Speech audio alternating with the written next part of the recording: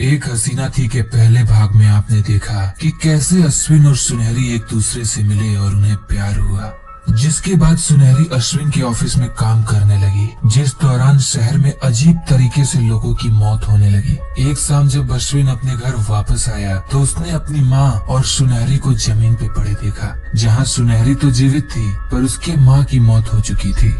अपने माँ की मौत के गम में डूबा अश्विन जब अपने माँ के कमरे में गया तो उसने देखा कि वहाँ बिस्तर के नीचे एक चिट्ठी रखी थी, जिसे उसकी माँ ने लिख कर छुपाया था। जब अश्विन ने उस चिट्ठी को पढ़ा तो उसके आंखों से आंसुओं की बाढ़ सी आने लगी। और अब आगे अश्विन की माँ द्वारा लिखी हुई चिट्ठी में लिखा था, अश्विन मेरे बेटे, अगर तुम्हें ये चिट्ठी मिली है और तुम इसे पढ़ रहे हो तो इसका मतलब कुछ बहुत बुरा हो चुका है। जिस बात का डर था वही हुआ।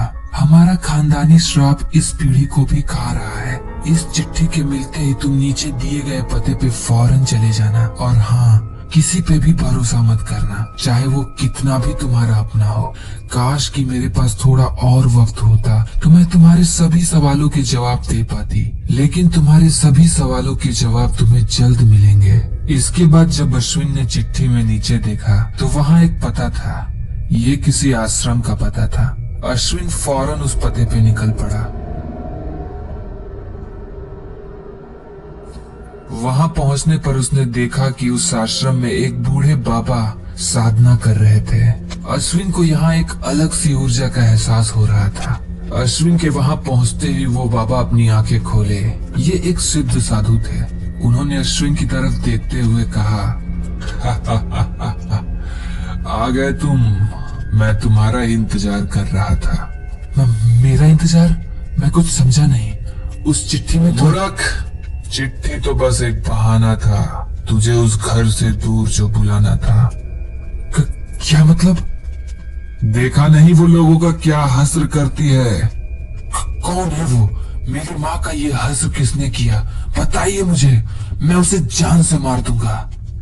तू सच में अपनी माँ का बदला लेना चाहता है? सोच ले, ये मुश्किल होगा तेरे लिए। नहीं, आप मुझे उसका नाम बताओ, मैं उसे नहीं छोड़ूंगा।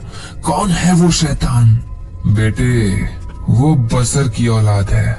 बसर, वो शैतान जिसने धरती पर आते ही दो लोगों को अपना शिकार बनाया, और जब उसका इससे भी मन नहीं भरा तो उसने अपना वंश हम इंसानों के बीच बढ़ाने लगा। उसके संतान दिखते तो इंसान जैसे हैं, पर वो होते नहीं। उनका एक अंश इंसान का होता है तो दूसरा शैतान का, और तूने ऐसे ही बसर की एक संतान को अपने घर पे पनाह दी है। पनाह दी है? मेरे घर? मैं कुछ समझा नहीं। तेरी मंगेतर सुनहरी, तेरी माँ को तो पहले ही शक था, पर उस रात जब तेरी माँ ने उसे उसके असली रूप में देख लिया तो उसने तेरी माँ को रास्ते से हटा दिया। उसे खत्म करने का एक ही तरीका है। उन बाबा ने अपनी तंत्र शक्ति से एक खंजर बनाया। इस खंजर से सीधा उसके दिल पे वार करना, और हाँ, वार तब होना चाहिए जब वो इस बात से अनजान हो कि तू उसे मारने आया है, वरना तेरी कोशिश बेकार है। अश्विन इन बातों से शॉक था। उसे कुछ समझ नहीं आ रहा था कि ये क्या हो रहा है, क्या सही है और क्या गलत। खंजर लेकर वो वापस आने लगा। उसके मन में खुद से लड़ाई चल रही थी। मार दो उसे, उसने तुम्हारी माँ को मारा है। नहीं अश्विन, तुमने अगर सच में उससे प्यार किया है तो तुम्हें उससे बात करनी चाहिए। उसके अंदर एक अंश इंसानियत की भी है। इसकी बात तुम मत सुनो। वो इंसानियत जिसने तुम्हारी माँ को मारते वक्त एक बार भी नहीं सोचा। अश्विन, तुम एक अच्छे इंसान हो। तुम जो भी करना अपने दिल से पूछ कर करना। कुछ देर बाद जब अश्विन अपने घर पहुंचा तो उसने देखा कि सुनहरी खिड़की के पास खड़ी थी। उसने खंजर निकाला और उसकी तरफ बढ़ने लगा। तुमने उससे प्यार किया है, अपना फैसला दिल से लेना। तुम अच्छे इंसान हो। मार दो उसे।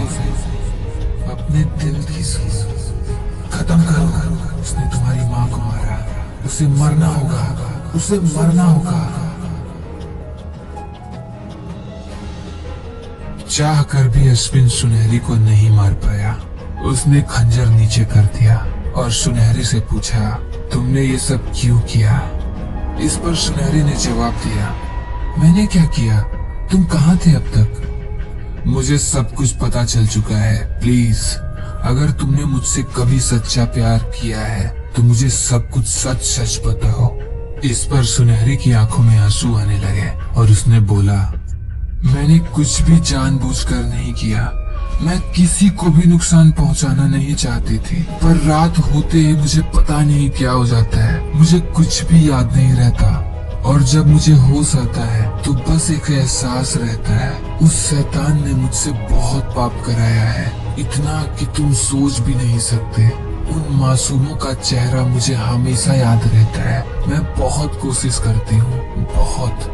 ये कहते हुए सुनहरी रोने लगी। इस पर अश्विन ने कहा, तुम्हें रोकने के लिए एक बाबा ने ये खंजर दिया है, तो तुम रुके क्यों? खत्म करो, इससे पहले कि और मासूमों की जान जाए। अश्विन, तुम मुझे मार दो। जरूर, जिसने मेरी माँ को मारा है उसे किसी और को नुकसान पहुँचाने का कोई हक नहीं। वो मरेगा, वैसे ही तड़पेगा जैसे वो मासूम तड़पे थे। वो मरेगा, पर तुम नहीं। तुम्हारे अंदर का वो शैतान, मैं उसे खत्म करके ही दम लूंगा। अगर तुम्हें मुझ पर और इंसानियत पर भरोसा है तो चलो मेरे साथ। अश्विन सुनहरी को लेकर उन बाबा के आश्रम आया। वहां पहुंचने पर आश्रम में सुनहरी को देखकर बाबा बेहद क्रोधित हुए और उन्होंने कहा, मूर्ख, तूने इस नापाक को इस पाक जमीन पर लाया। इस शैतान के लिए इस आश्रम में कोई जगह नहीं है। नहीं बाबा, ये शैतान नहीं, बसर ने इसे बस इस्तेमाल किया है। वो सारी हैवानियत उस शैतान की है। तू कहना क्या चाहता है बच्चे? बाबा, मैं ये कहना चाहता हूँ कि अगर सुनहरी का एक अंश शैतान है तो एक अंश इंसान भी है। अगर हम किसी तरह से शैतान के अंश को खत्म कर दें तो बचेगी सिर्फ इंसानियत। हम सुनहरी को बचा सकते हैं। इस पर बाबा ने कहा, ये सत्य है, पर ऐसा करना असंभव है। क्यों? कोई तो रास्ता होगा जिससे हम सुनहरी के अंदर के शैतान को खत्म कर सकते हैं। एक रास्ता है, यहाँ से 100 कोस दूर कुलगामी नामक एक गांव है। वहाँ एक पुराना तालाब है। उस तालाब के पास कोई नहीं जाता क्योंकि वहाँ पर बहुत सारी पाक और नापाक आत्माएं रहती हैं। तुम्हें उस तालाब का पानी लाना होगा। वो तालाब एक देव पात्र है, इसलिए सभी आत्माएं वहाँ पर मोक्ष की प्राप्ति के लिए डेरा डाले बैठी हैं। उस तालाब के पवित्र जल के स्पर्श मात्र से बड़ा शैतान नर्क के दरवाजे पे खिंचा चला जाता है। उस जल से शायद सुनहरी के अंदर से हम उस शैतानी अंश को खत्म कर सकते हैं। जरूर बाबा, मैं वो पानी जरूर लाऊंगा।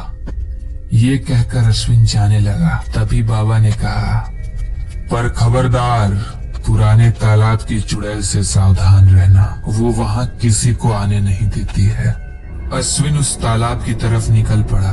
कुछ देर बाद जब वो उस तालाब के करीब था तब उसे कुछ विजन्स आए जिनमें लोग डर कर तालाब से दूर भाग रहे थे। अश्विन समझ चुका था कि ये काम इन आत्माओं का है जो उसे यहाँ से दूर भगाना चाहती हैं। तालाब के पास पहुंचकर अश्विन पानी भरने लगा, पर ये क्या, उसकी लाख कोशिशों के बावजूद वो पानी बोतल में ठहरता ही नहीं था। अश्विन प्रयास करता रहा और तभी अचानक पानी के अंदर से पुराने तालाब की चुड़ैल बाहर आई। अश्विन उसे देखकर घबरा गया। कौन है तू? यहाँ क्यों आया है?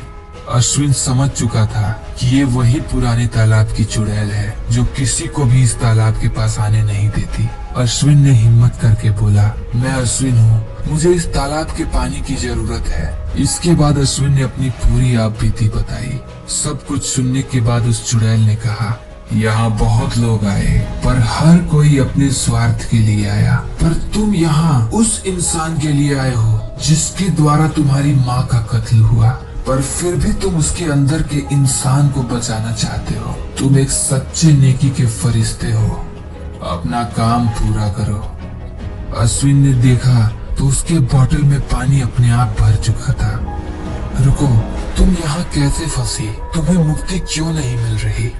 ये किसी और दिन की कहानी है। ये कहकर वो चुड़ैल पानी में वापस चली गई। अश्विन पानी लेकर वापस बाबा के पास आया। आधी रात होने वाली थी। बाबा ने तुरंत पवित्र जल सुनहरी पर डाला। जल के स्पर्श होते ही सुनहरी के शरीर से शैतानी अंश खिंचता हुआ नर्क चला गया। सुनहरी अब बिल्कुल ठीक थी। बाबा ने अश्विन और सुनहरी दोनों को आशीर्वाद दिया और अश्विन से बोला, तुम एक नेकी के फरिश्ते हो। तुमने नफरत को प्यार की ताकत से हरा दिया। तुम्हारे पिता को तुम पर नाज होता। इस पर अश्विन ने पूछा, आपने मेरे खानदानी श्राप और मेरे पिता के बारे में नहीं बताया। तुम्हारे पिता मेरे साथ काम करते थे। वो बसर की संतानों को ढूंढकर उनका खात्मा करते थे। उनके बारे में बस तुम इतना ही जानो, इतना ही कि जहाँ वो नाकामयाब थे वहाँ तुम कामयाब रहे। 6 महीने बाद। सुनहरी, हम उसे वहाँ छोड़ नहीं सकते। उसने हमारी मदद की है। हमें वापस जाना होगा। हमें पुराने तालाब पे वापस जाना होगा।